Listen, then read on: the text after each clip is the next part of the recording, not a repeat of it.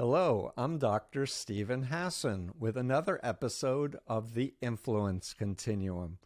I am so excited to have with me Dr. Christine Marie, who is a friend and a colleague. She is an educator, author, media psychologist, and I might add, Christine, you got your doctorate from Fielding Graduate University and encouraged me to go to Fielding. And you were my reader, you were my student reader for my dissertation on the BITE model of authoritarian control. And thanks for that. But I'm going to go back to your bio. You have an amazing story, and you had your own experience with cult-based sex trafficking. And in fact, we did a panel together for the first time connecting cults and trafficking officially. And you were amazing to share your story then. And you've done an amazing dissertation research, and you've won awards for it. But I just want to finish the reading your bio, and then we'll get into it. You're very interested in survivor stories, the whole issue of victim blaming, public shaming, media misrepresentation, life stories of people, and post-traumatic growth as opposed to just PTSD. Also, and I've said this to you, and forgive me if I make you blush, but I think you're a saint. You're amazing. You and your husband, Tolga, you are living in Colorado City, Arizona, amongst FLDS, Fundamentalist Latter-day Saints, the polygamous offshoot or the original version of Mormonism before the main LDS church said we're not doing that anymore. But you're living to help people who were raised in this version of a madrasa, a compound, a set of cities. You set up a nonprofit called Voices for Dignity, which is Utah-based, FO1c3, give her money. And you use a positive psychology approach to help survivors of oppression, public humiliation, coercive control. You're married, have 4 grown children, I might add very talented, intelligent, wonderful children, and a menagerie of adorable animals, which include, I believe, goats, if I remember seeing in you in a past thing. So Christine, you had this experience where you were deceived and mind controlled and abused, got out. A documentary was done and totally misrepresented you and what happened. And you did a wonderful thing, which is not just, crawl up in a ball, but you said, we need to do something about this. And you decided to become a doctor, become a scholar, and you did really precedent-setting research on the realities that people can be traumatized by the media, including social media, and framed and put into boxes and harmed further. And so there's so much going on right now with the media misrepresenting, either deliberately to make money or because of ignorance. You have so much to share. And before I get you to start talking, if you don't mind, I just want to comment that I just finished watching a documentary called Phoenix Rising about Evan Rachel Wood's story with Marilyn Manson, which was incredibly done, very tasteful, I thought. And I heard her interviewed by my friends Sarah Edmondson and Anthony Ames, who were survivors of the Nexium cult, where they were branding, and Rachel was branded too. So she did that interview podcast as well. And I just think it's an incredible thing that she lobbied to try to extend the statute of limitations for sex abuse, mind control victims in California, which she succeeded in moving the bar from 1 to 3 years to 3 to 5 years.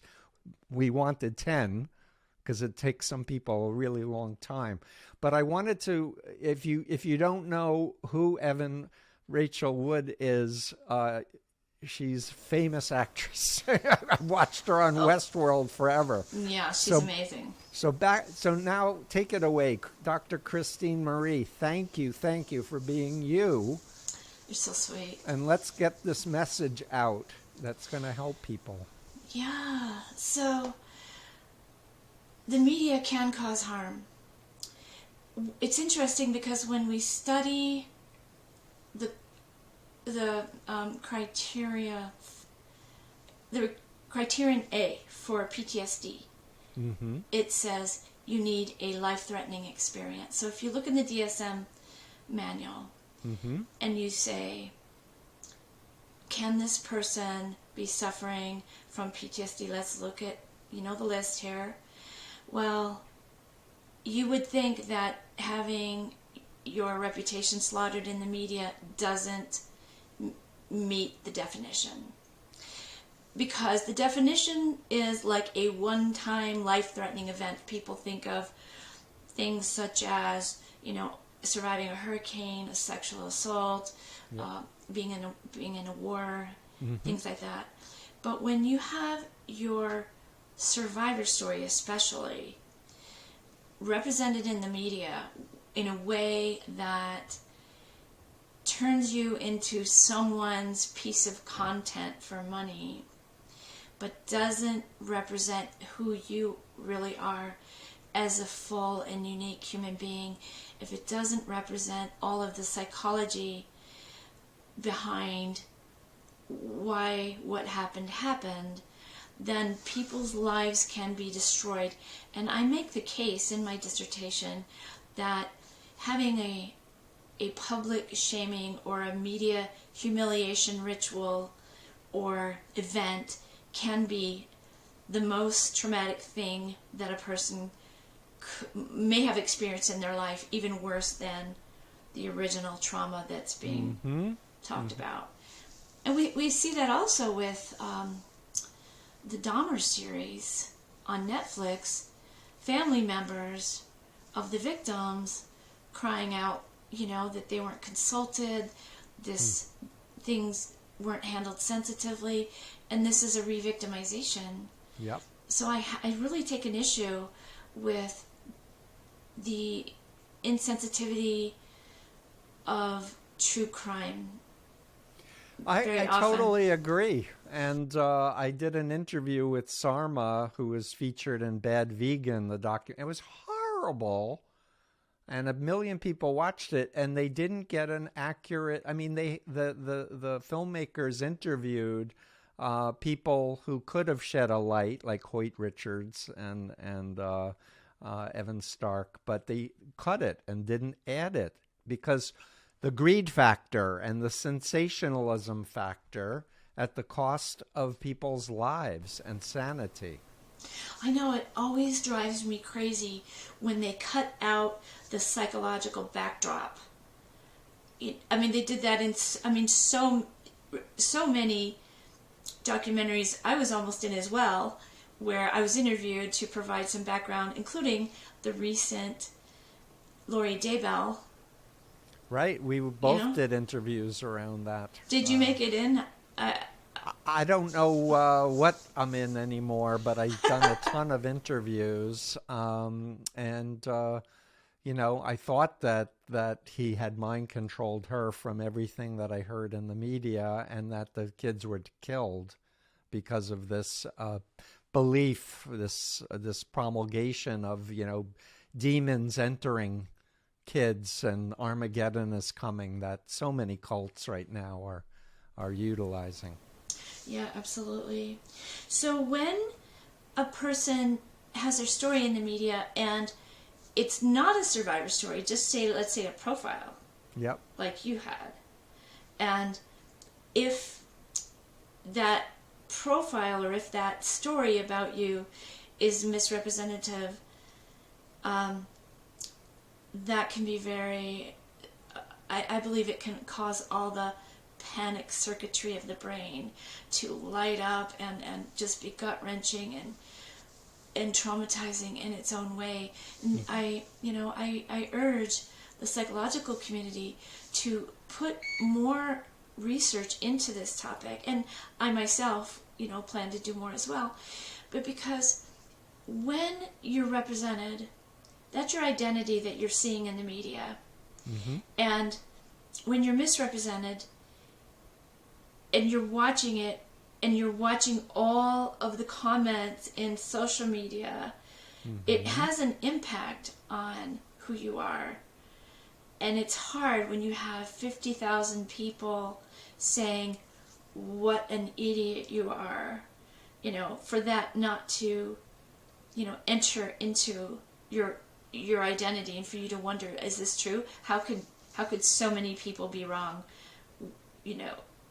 Did I deserve that? Did I deserve that harm that I received?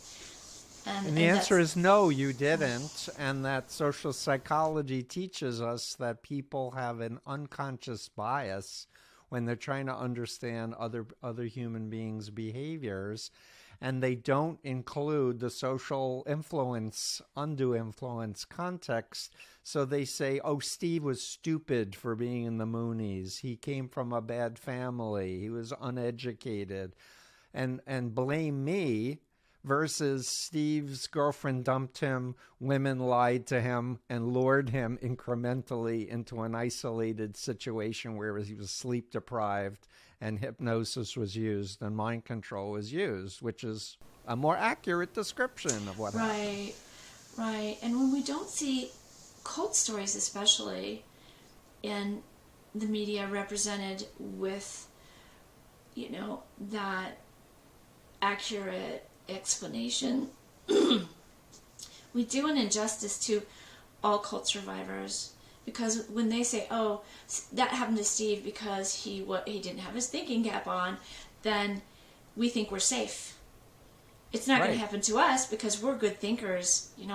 We would never do what he did or what Christine did. And then we become vulnerable. Yeah, the myth of invulnerability is what law professor Alan Shefflin calls it. We like to think it could never happen to us. So it's a protective device, but the way the world is right now, and I'm sure you agree with me, Dr. Christine, if I love calling you a doctor. Yay.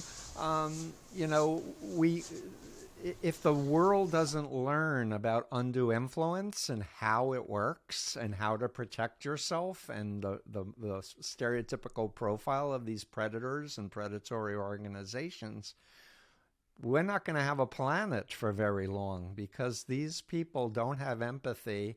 They want power, money, and sex, and they're willing to destroy others for their own greed and their own selfishness. Right.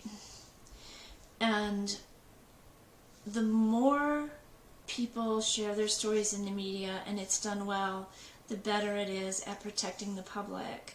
So I also want to acknowledge where it's done right. Definitely. And I haven't watched the Phoenix Rising yet, but you feel like they did a good job? Well, yes, I think it was very tasteful, and she was really trying to represent honestly her own family dynamics that she thinks made her more vulnerable to this, and their reactions, etc., some which were helpful and some which were not. And she also cited this guy, Brian Warner's book, where he was writing basically about how screwed up he was and how he was into violence and hated women and other things like that. And I always find it very important to use first source material when a predator is saying, oh yeah, I like this is important, or I'm really screwed up and I'm, very, very angry and upset and violent and using drugs like crazy. I think that's also a very important part of the context of the story. But most importantly, she stood up and said, "Me too," like this, and I know you're aware of the hashtag #IGotOut effort to try to destigmatize if we can get more famous people speaking up about, yep, happened to me too, and life goes on, and life is even better now that I'm free. Right, which is a beautiful thing. I mean, I do talk about post-traumatic growth a lot because we get a lot of information about post-traumatic stress disorder or post-traumatic stress injury, and it's a hard thing, to navigate your way through and to heal from.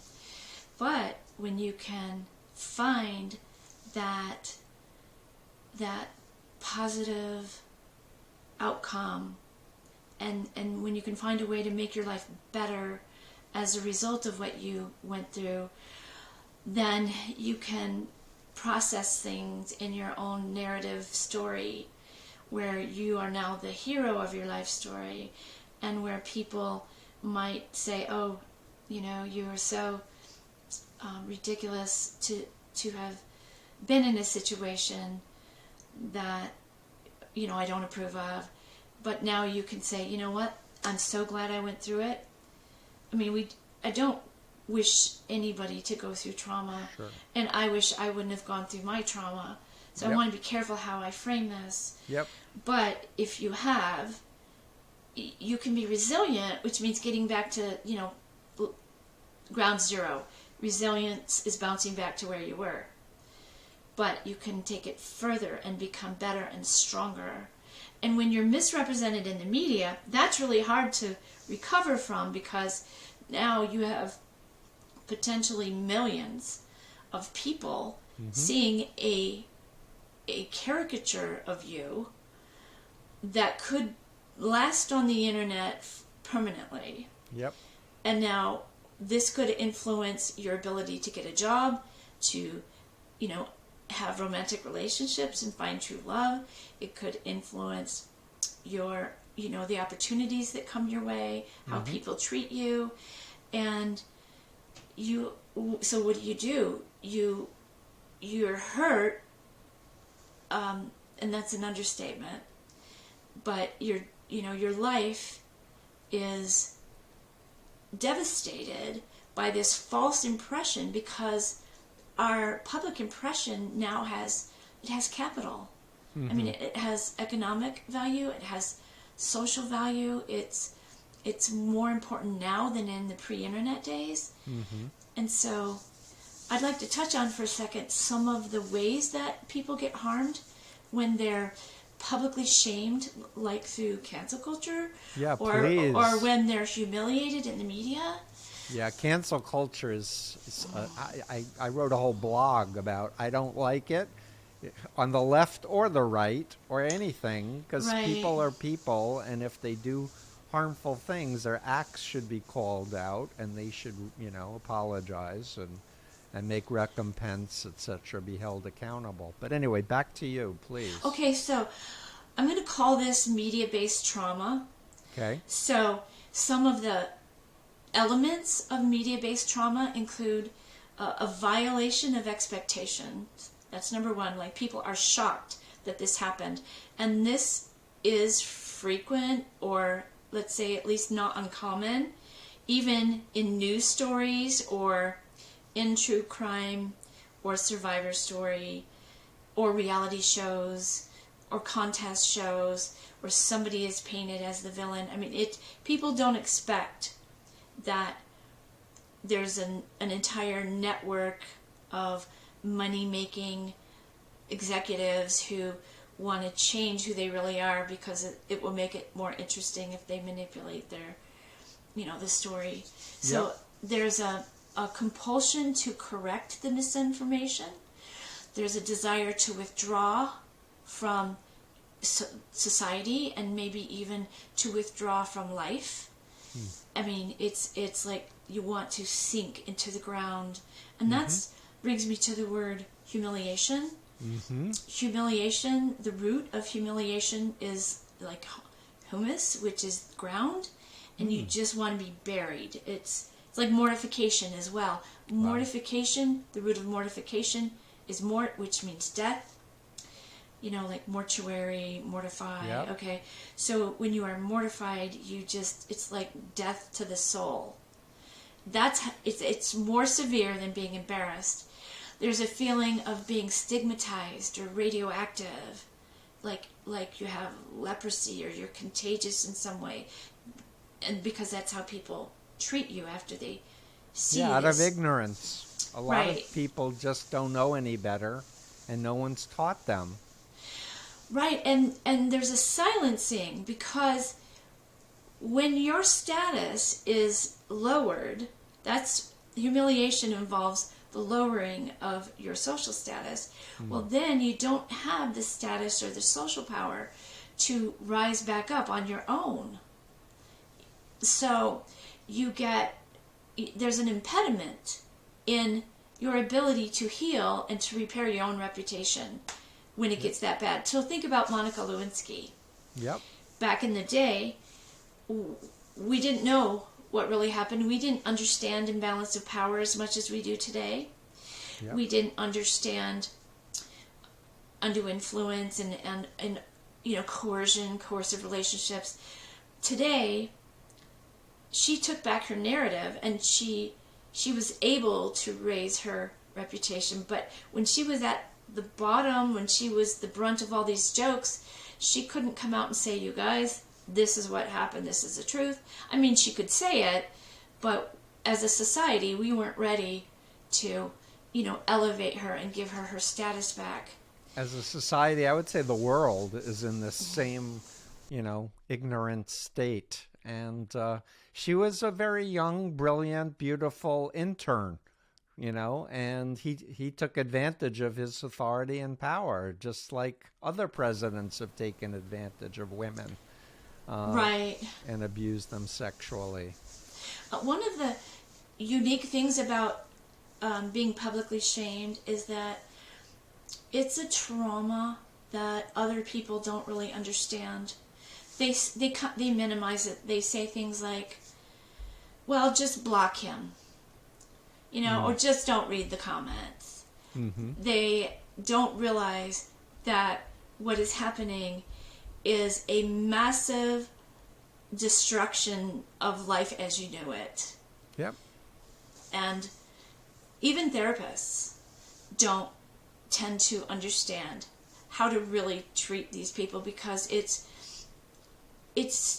has elements of PTSD. I would say it meets the definition, because people don't become suicidal for nothing. When this kind of thing happens, it's common to have suicidal ideation. Yep. And so I would say that it is life-threatening. Yep. And I would say that it's more complicated than traditional PTSD, because the traumatic experiences, let's say that you are being called something horrible on the internet, Yeah, curse words and much less threats. I've gotten some nasty threats of violence against me for writing my books or, my work in general. Or maybe there's false allegations against you and you're being called That's true. A rapist, and you're not. And so you have the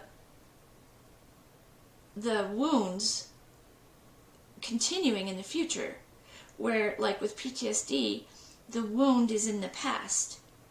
Agreed. And you can work on healing from it. But with media-based trauma, your wound can be in the past, but it's in the present, and it's in the future. And so I call it a forward-facing trauma, and that's why, it would be an excellent thing for therapists to read my dissertation, because I go into detail about the unique harms of a media-based trauma. And as you pointed out, that includes social media. I think it's critical, honestly, along with my dissertation, where I'm trying to raise the bar and get an evaluation in courts of law for undue influence. What you're describing is everywhere, and people are experiencing abuse online regularly, even people who weren't involved with mind control cults who spent years and did things. And frankly, I think you're a hero. Oh, you're so sweet, really. And I want to just say that when I first went to fielding, the orientation, maybe you heard a similar thing, but the professors said, we don't want to give you a PhD. We want you to become a PhD. We want you to have an identity as a scholar and understand the rules of scholar practitioner behavior. And it just, as much as I said, I don't need a PhD for decades, I had a master's in counseling, this really changed my sense of self in a way where I feel like I have less that I have to prove to anybody that I'm smart. Thank you. Thank you. Same. Because when this docudrama came out that misrepresented my cultic experience and resulted in like worldwide shaming, I believed it. I believed the things they were saying about me. I'm an example of what I was saying. I thought, this many people can't be all wrong. I have to look inward. And when I learned, from your books even, and, fundamental attribution error and all those things, even though I knew those things before this docudrama came out, it really hit home in an experiential way. And yep. And so for me to go back to school, it was tremendously healing. It was like I was doing my own healing because I did a dissertation on the worst experience of my life. Yep. So diving into all the nitty-gritty details and research of that was a tremendous thing for me to do. And now that I did my dissertation, and it seems to be helping people. Absolutely. It makes me very excited because usually dissertations don't get read. It's like you do them and they go. Yep. But I'm proud to say my dissertation is getting read, and I do. Hopefully this will help more people know of you and your great work. Okay, so let me show you the name of it. Please. I don't know if you'll be able to see this. Is this backwards? No, it's perfect. The traumatic impact of media, humiliation, misrepresentation, and victim shaming on narrative identity and well-being. Yeah. Yay. And as you were talking, I just want to, you got me thinking back 46 years, Christine, because I remember when I first got out and decided to go public, I was doing this head trip on myself. There are millions of people who think Moon is the Messiah, and me and a small group of ex-members know he's not, and know that it's bad. So I was doing this numbers thing in my head of more people think that I'm bad or stupid or it was my fault, so, but you triggered that in me but I guess I was just so angry and so ashamed of all of what I did in recruiting people and indoctrinating to help this right-wing fascist that I felt obliged to right the wrong. And so I just went for it. And as I learned about other cults, I was like, well, I should add my voice to that because that reminds me of the Moonies. And who knew I would be doing this for my whole life? I know. You want to know an interesting coincidence? I lent your book out. I have 2 copies. So I lent it out to 2 people just in the past week. Combating cult mind control? Yes. Oh. Combating. Okay. Yep. And it's having an amazing impact. Yeah. It never fails to make me feel empowered when I get emails or messages on social media. Thank you. Your work has helped me so much. I left my group of 40 years or 50 years because I read your book or I heard you on a podcast.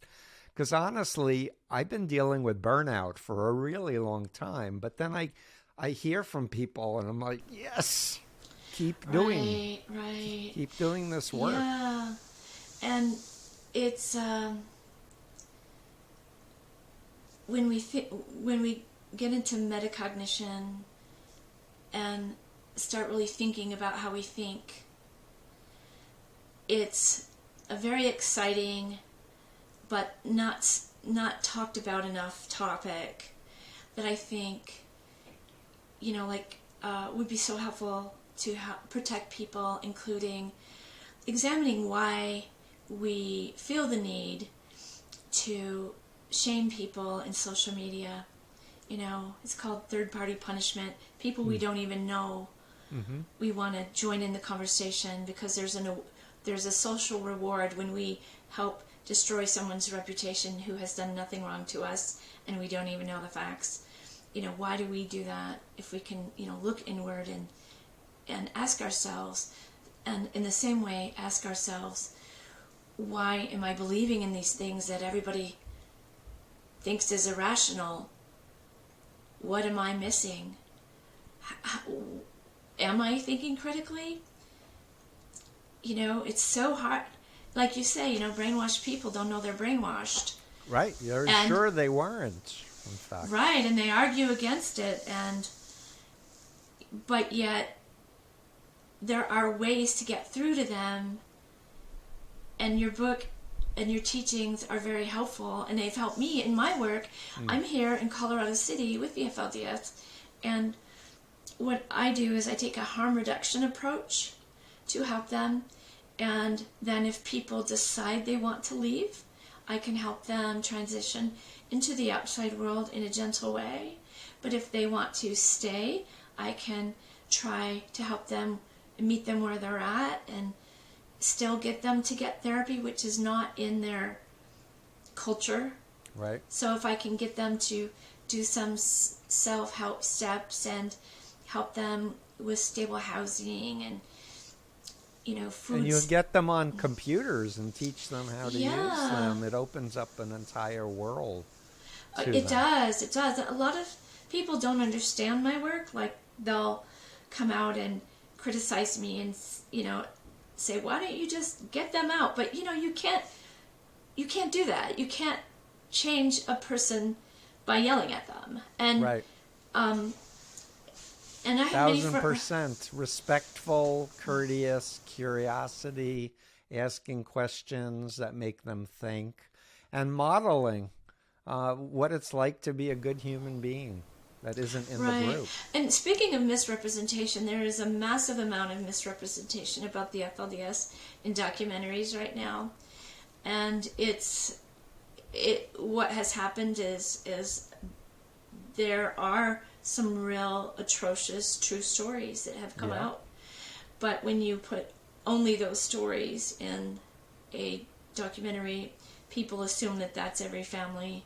And so then every family has to suffer additional consequences when they go to the store, when they... That's a really good point. That's so true. And I think I'm guilty of helping that in a certain way because many, many years ago I was asked to help two 15-year-old girls, I'll call them girls because they were only 15, who ran away from the FLDS because they didn't want to be married to 60-plus-year-old old fogies. And I got asked by Dr. Phil if I would, work with them for free.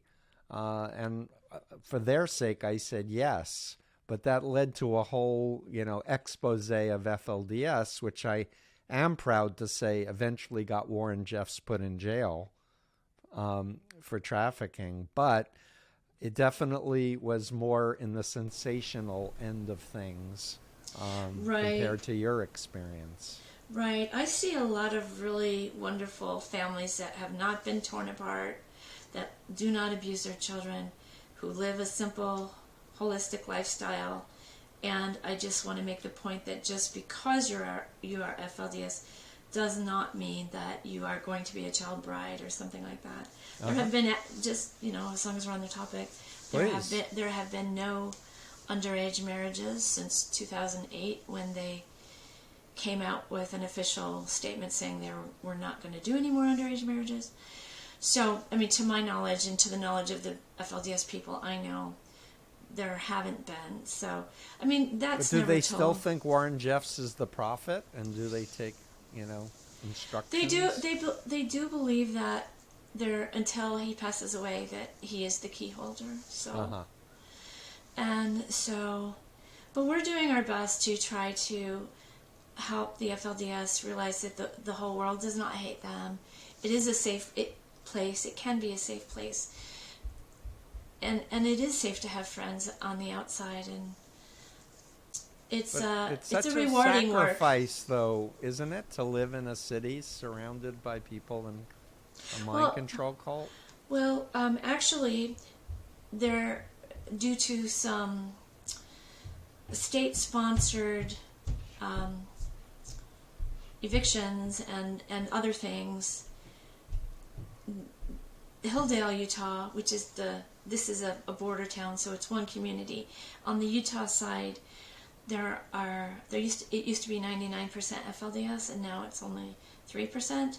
Oh. And in Colorado City, it's probably, I'm going to guess, maybe 8 or 9%. So very small. It's very small. You don't see. I didn't realize that. Right, but there are still a lot of people living polygamy, because even when they leave the FLDS, they tend to keep their families. And there are other groups here that are not FLDS, that are breakoffs of FLDS or something. So there's, but whatever, it's not really a sacrifice, because I have many good friends, and people are wonderful, in and out of the FLDS, and it's so beautiful. It's the most majestic vermilion red cliffs that I see right out my window. It is beautiful. I visited it when I was asked by the Attorney Generals of Utah and Arizona to do a training. They drove me around. I need you to visit it again when you're asked by Dr. Christine to come visit. Invite me and I'll come. Yeah, we could use you like right now. Look at the calendar. I'll be happy to teach or share or add my voice to this. But if you're listening to this and you want to help people, donate to Christine's charity, because she's doing great work. Voicesfordignity.com, new website in the process right now. So we're going to do a blog and we'll have the video of this interview on my website. First the podcast, and then we'll link to all the links that you want, including your dissertation and other resources that you found helpful for folks. And I want to point out also, if you have been misrepresented or humiliated in the media or publicly shamed or canceled, reach out. Reach out. I can share some resources with you and try to help. Awesome. So I'm going to put you on the spot and ask you to, if you had authorities, whether it's the White House or whatever, said, Christine Marie, what do we need to do to fix things and make them better? Well, I would say there should be laws that criminalize undue influence. Why? Absolutely. Thank you. And yes, in every single state. I mean, understand that the crimes that happen as a result of this coercive control need to be addressed more fully. It's nowhere. I mean, it's really rare in our country to address that.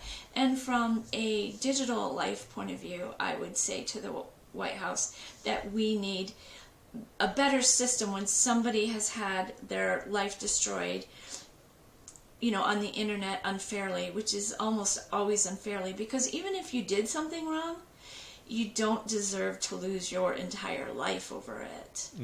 So you can take accountability and move forward, but the punishment is outsizing the crime so often.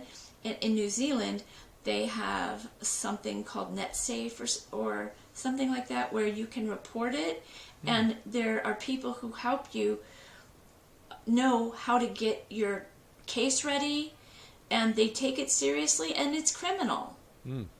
So if somebody does this to you in New Zealand, it's criminal. Where here in the U.S., if we're lucky, we might be able to get a harassment charge or something, but it's rare. Yeah. We don't really have the laws to address the trauma and the crime, the criminal activity that comes when people benefit by destroying your reputation. Great.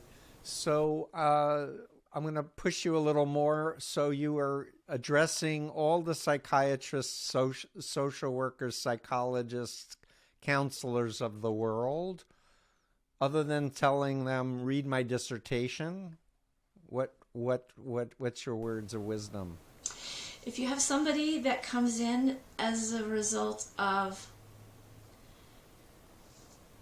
feeling traumatized by media misrepresentation or media-based trauma, understand that it is very deep, that humiliation is the most intense human emotion, and that people need to rebuild their body of evidence of their own worthiness and their own value in the world.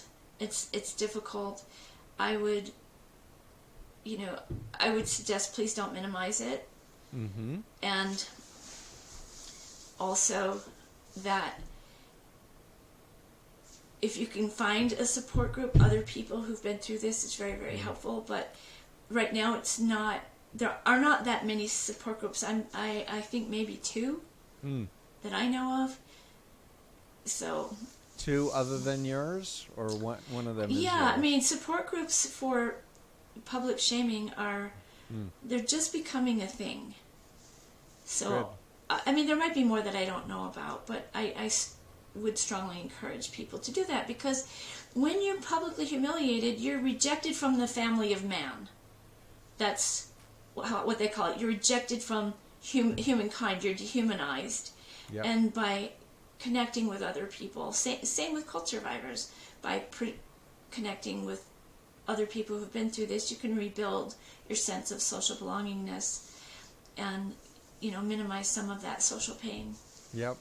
I would just add that in my experience as a therapist, people will often come in not even understanding that they were born into a mind control authoritarian cult, or that they were victimized by another person.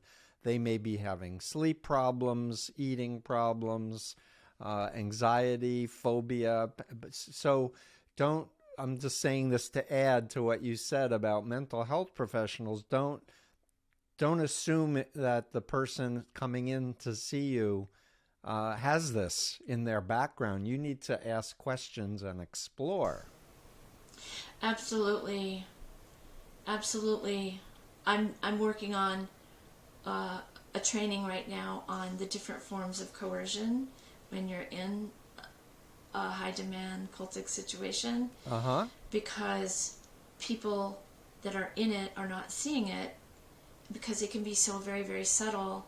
Yep. And when I get that done, maybe we'll do another So is one. the training an online training? Because I've just prepared a course for mental health professionals, and I could definitely see easily a module on media.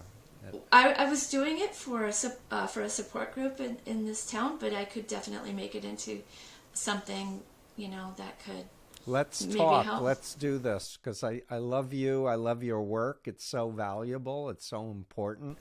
And frankly, trafficking is the one thing internationally recognized as criminal. Labor trafficking or sex trafficking, fraud, force, or coercion. You don't need all 3. And of course, my model with the influence continuum and the bite model talks about the fraud, part of information control, and coercion is controlling behavior, information, thoughts, and emotions to make a pseudo-identity that's dependent and obedient, and creating a dissociative disorder. So we have a lot more work to do, but I also want to just say that I feel like people like yourself and myself and other friends and colleagues, we're kind of in a way like the white blood cells, the immune system cells of humankind, because we've been infected by the mind control virus. We've overcome it. And now we're in a position to really, shine a light. This is real, people. This is a mind virus. This is a version. Everyone knows about COVID. This is a mind virus. And we know trafficking victims, 40 plus million, labor and sex trafficking, are mind control victims. So it's not a hypothetical, and it is illegal if you call it trafficking, which is why Keith Raniere was convicted, the head of NXIVM, of trafficking, not of mind control, not running a cult, but trafficking. And he's in jail for 120 years. Yep, well said. So I want to, pick your brain some more if you don't mind. So let's go back to your work with people in the community and walk us through a little bit more of how you position yourself and how you interact with folks. Okay, so the FLDS are not a real trusting set of people. Mm-hmm. It's very difficult to gain their trust because they have been, as a community, they were raided in 1938, 1944, 1953, 2008.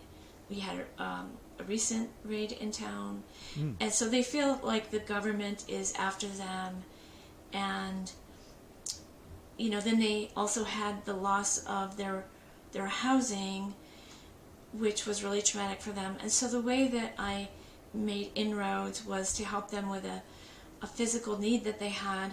They were not able to stay in their homes because the land trust required them to sign something that was a violation of their religion to them. So they were losing their homes because they wouldn't sign it and they wouldn't interface with the people, those outsiders and apostates. So I became an intermediary, and we figured a workaround so that they could stay in their homes without violating their religion. And that was my entryway into meeting some of the people and gaining some trust. And as I did that, I realized that my former approach, which was very anti-polygamy and, attack and kill kind of attitude, like all polygamists need to be criminalized, and I realized that would not help. Mm-hmm. I learned that you cannot change minds with facts and attacks. Say that again, because I so agree with you. You cannot change minds with facts and attacks. And, facts are helpful, but it's through, a kind and loving relationship, a trusting relationship, seeing that there are different lifestyles and so on. It is not actually my mission in this town to get people out of their religion. It happens. Yep. But it's my mission is to just help people where they're at. And I realized how much I had dehumanized them because of all the media that I had watched, and I believed everything. And so when I saw that, they want to educate their children, they, don't believe in spanking, they, different things that I found valuable. I thought, well, they're just, they're people. And if we can help them, for me, I just work on helping them where they're at, and I have 2 FLDS people who are on my board who help us know where the needs are. Mm-hmm. And sometimes we have to help people get the courage to apply for health care because they don't trust the government. And sometimes we have to help them. We helped a lot of people, maybe over 200, get computers I've helped people get their very first email. They didn't even know what the @ sign was or how to do it, you know. Right. And it's on a spectrum. Some people are more progressive than others. So we just work on helping them through a positive psychology approach and not through, you know, like a hate campaign against them. And it's been far more effective. And I learned that from you, by the way.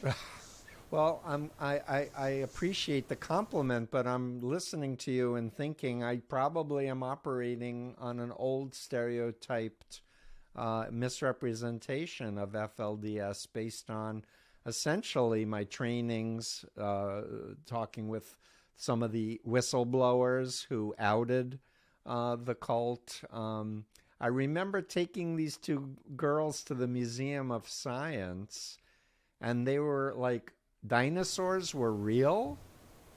Yeah. Like they really had no education about history, science, math. You know, it really depends on the family. Okay.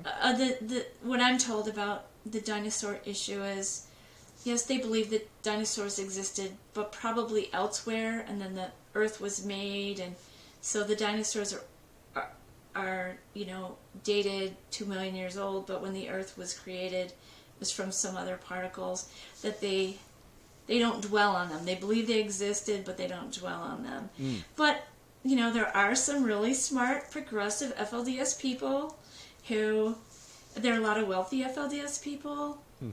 They're just, like, to say, So what let is me it? interrupt you for Yes. a second, because I have another thing that may be a stereotype, but my remembrance is that they're wealthy because they are using children as slave labor to construct houses and do other businesses. So correct me. Well, if the businesses today are savvy enough to not use child labor. Okay. In fact, there is a very, very wealthy construction company or steel company that was referenced in a recent Netflix documentary. And they don't allow people under 18 to work for them, but because they pay so well, boys try to get in and say they're 18, and if they find out somebody is under 18, they fire them on the spot. And the reason I know this is because this company, even though it's owned by FLDS men, it also hires ex-FLDS. That's also really important. I'm glad you mentioned that, because I remember the Lost Boys who were ejected because there weren't enough women. I think that's also a myth, but please correct me.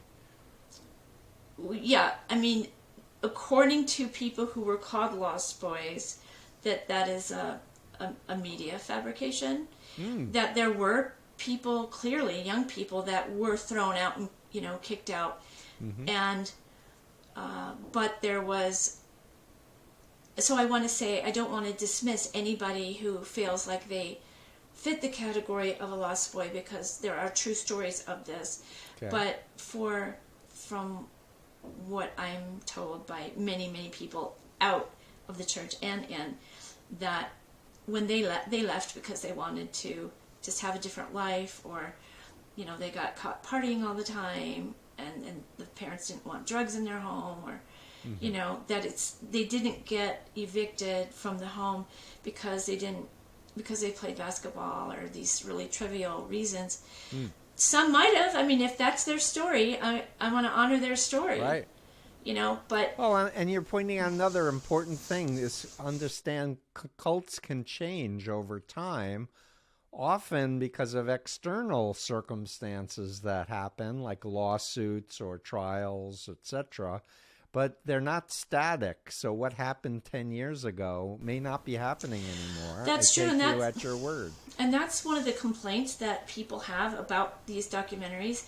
I mean, the FLDS don't watch media, so they don't have a comment on it. But the people in town who are ex-FLDS, which is the majority, a lot of people are outraged because it presents such a bizarre picture of the community. And many, many, many people will say, I loved my childhood. I loved having 3 mothers and 30 siblings, you know. I mean, so I put a lot of weight into the things that the former members say, and I compare it with what the current members say. And as a whole, the people from this community often feel misrepresented. Even if those stories are true. I mean, it would be like this. If we took 5 horrific cases from an Orthodox Jewish community and we made a documentary with those 5 cases, we would think that's what it's like to be, and that is what happens to the FLDS. And that does happen in ultra-Orthodox Jewish communities where, you know, people are not allowed to be gay and women are treated as objects for baby making and can't get educated. There's a law that's happening in New York to enforce education in ultra-Orthodox Jewish schools where the people are raised not knowing English.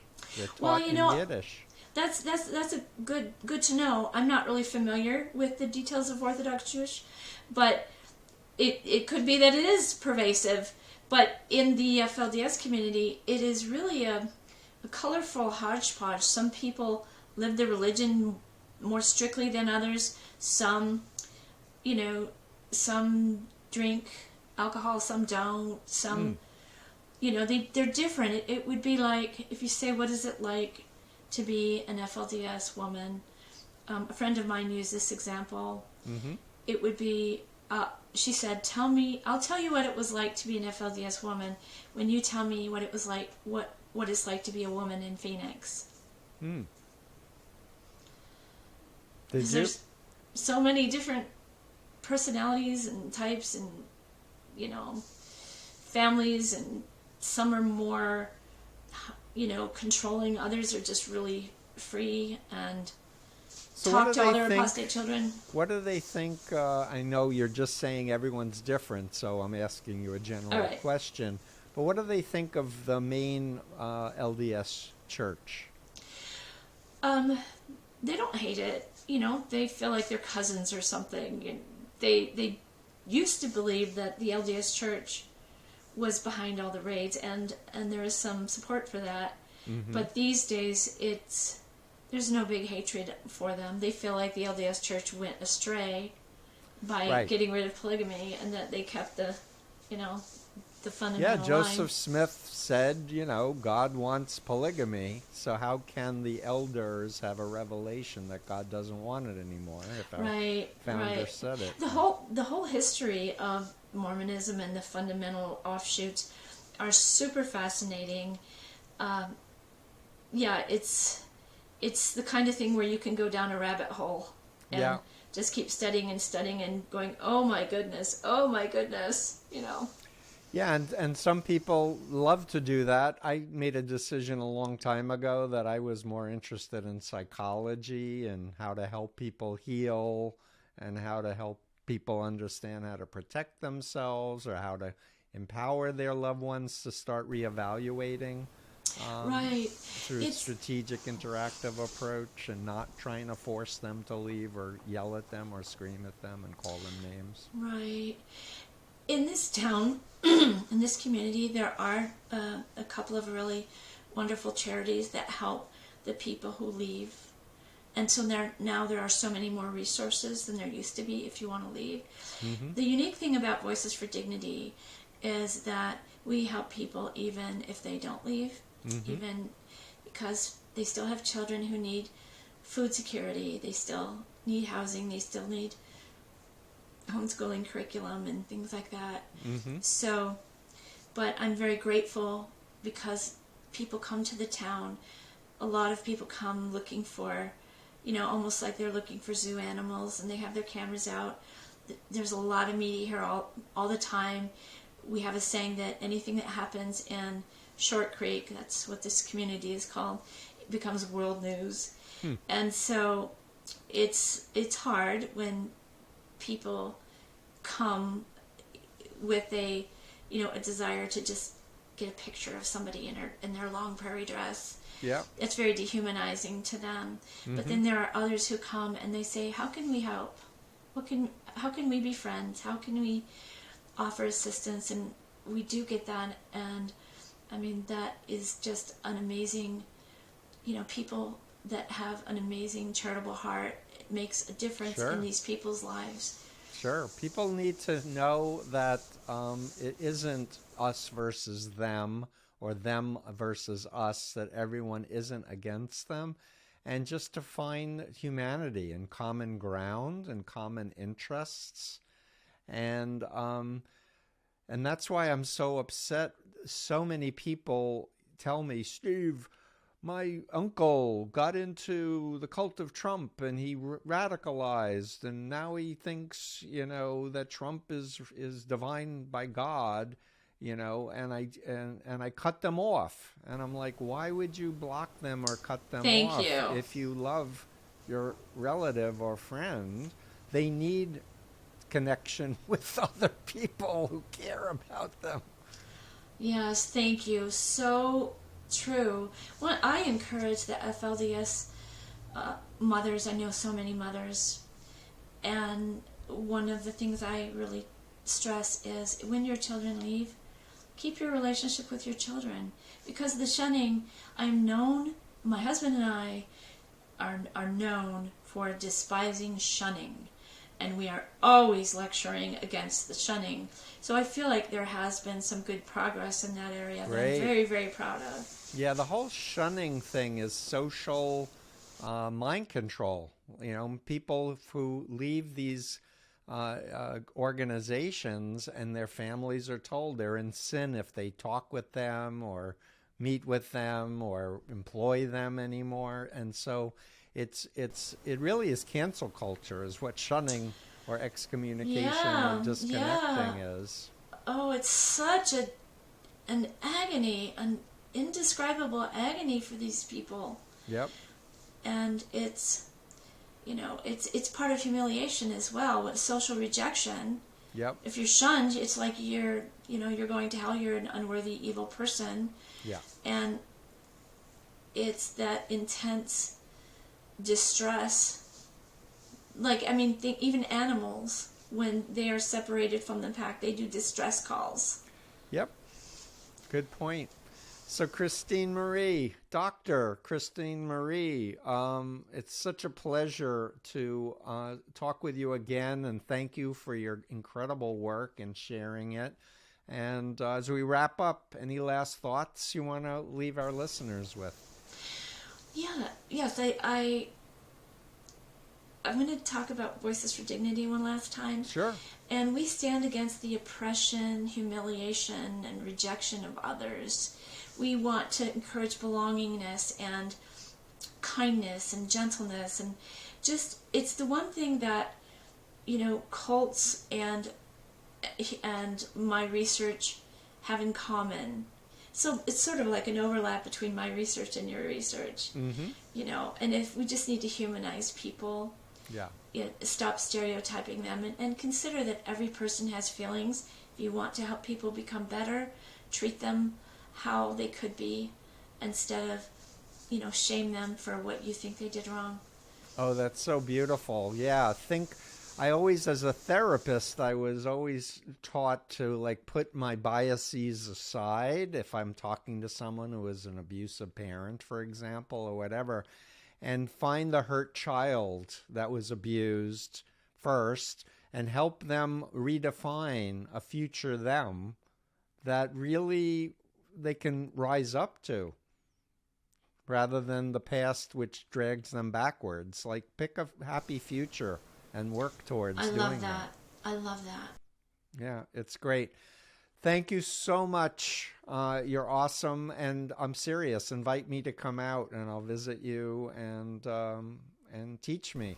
Yeah, and maybe I can get you doing a training over here, because love to. I'd love to talk with you about because for me, I'm 68, and I want to spend more time passing on my knowledge and experience to the next generation. So that's why I did this online course, and I'm planning to do another course on how to talk strategically to people involved with these closed systems to empower them to reflect.